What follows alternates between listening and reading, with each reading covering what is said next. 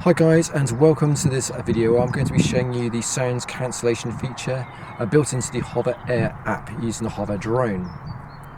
Alright, with no further ado, let's get started.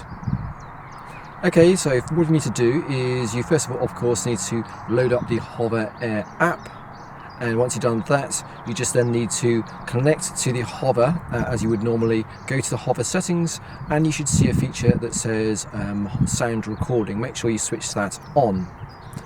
And then when you're ready to record, you just launch your drone in a normal way, whatever mode you want. And when it actually starts recording, that's when you can then do the sound recording as well. You can just speak into the mobile phone in the normal way, or you can connect an external microphone if you want a slightly better sound quality. Now, the cleverness on the software knows the actual sound of the drone, so it's actually going to cancel it out. And that's what we're testing today. So let's give it a go and see what results we get.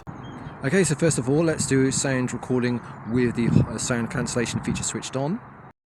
Okay, so here's the sound test of the Hover using the sound cancellation feature on the Hover app. I'm just literally just talking straight into the microphone of the mobile phone. I'm not very far away from it, so this is the sound of the microphone from the iPhone with the sound cancellation on the Hover.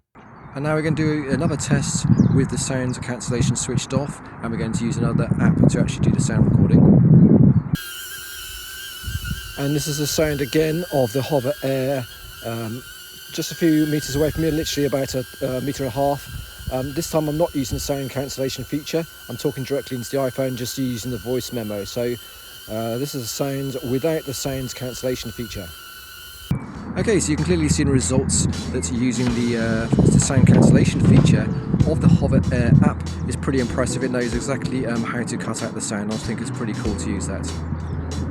Alright, I hope it's useful, and other than that, I shall see you soon on another video.